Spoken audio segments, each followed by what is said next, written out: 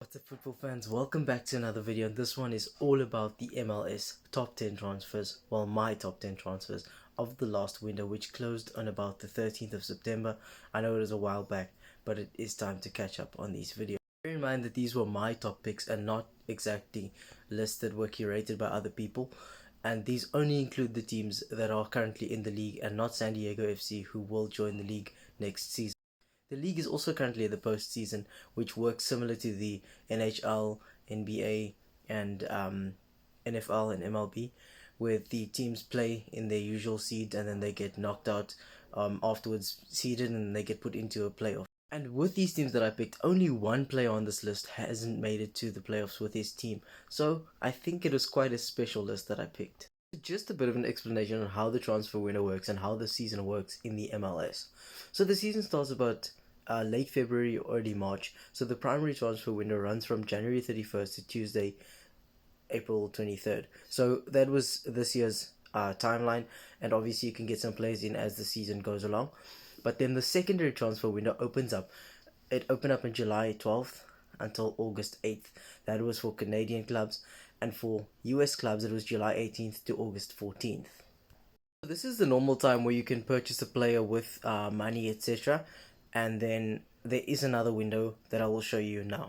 So the reason why I said the 13th of September was the closing date, because even though August 14th was the last date for them to sign players into their clubs with money, 13th of September was the final date where you could still sign players on pre-contracts or as free agents as well. So now that you have the gist of it, let's get into my top 10 list.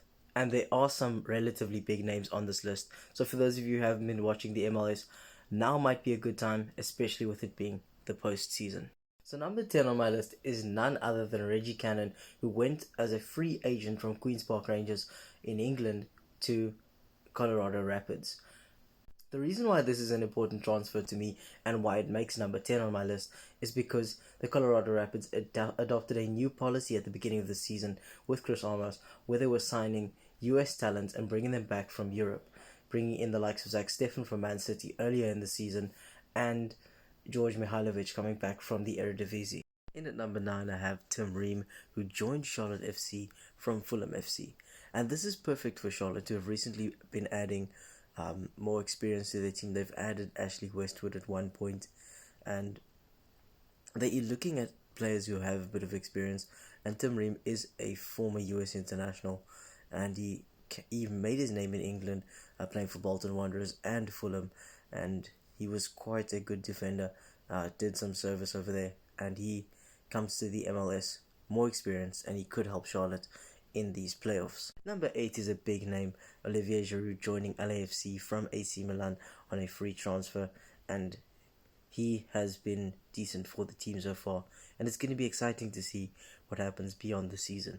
Number 7 on my list is a massive one in my eyes, is the free transfer of Marco Reus from Borussia Dortmund to LA Galaxy after his contract expired, and this is a big one for him. He has got some goals and some assists already, and it's going to be exciting to see what he could do in the playoffs and in next season. Number 6 is none other than Lawrence Enali joining Houston Dynamo from Górnik Zabrze over in Poland. He joins them on an under-22 initiative deal, and I think it was their record that they broke for an under-22 initiative deal player for the club, and that was a $3 million deal, and it's going to be exciting to see what he brings to the team. In at number 5, we have FC Copenhagen player Diogo Gonçalves, who moved over to Real Salt Lake, who are currently trying to do their best to build a better side, and they've been doing better in recent seasons, and he joins them from FC Copenhagen, and he has Champions League experience. He's played against some of the best sides, and he's put on brilliant performances, and he joins them as a designated player for $3 million.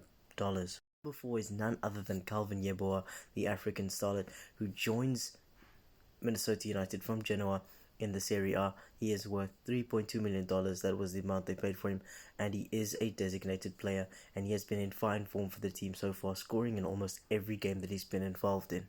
Number 3 is none other than Luca Langoni, who joins the New England Revolution from Argentine giants Boca Juniors. He is an under-22 initiative player, and he joins them for $7 million. And this is a great addition to their side. Unfortunately, they did not make the postseason, and it's going to be next season that we'll have to wait for to see some more from him. But he did have a decent season so far. Houston Dynamo's second player on this list, and this time it's Ezekiel Ponce, who has joined them for $7 million as a designated player. He joins them from AEK Athens in Greece, and he is a big addition to their side as they needed some more attacking football and they were looking for answers, and he was the answer for them, and it could be exciting to see if he can carry them deeper into the postseason. Number one on my list had to be Alexei Miranchuk, joining Atlanta United from none other than, listen to this one, Atalanta over in Serie A. So very similar names that he switches between, and he joins them as a designated player for $13 million. That was my list of my favorite 10 players who joined the MLS sides over in the window, the secondary window, as well as just before the roster freeze. So most of these guys could still put on some brilliant performances, and it will be exciting to see what happens in the MLS Cup as we get to the end of that. A lot of controversy as well surrounding Inter Miami going to the FIFA Club World Cup, and that is going to be in a different video, so do stay tuned for that one. But thank you so much for watching as always, and do check out the MLS Cup. Stay safe. And one more thing, if you're watching this on TikTok or Instagram, feel free to follow this account and share the video, like it, whatever you feel like doing, repost it as well. And if you're watching on YouTube, please feel free to like the video, subscribe, and you can share it as well. And once again, thank you so much for your view.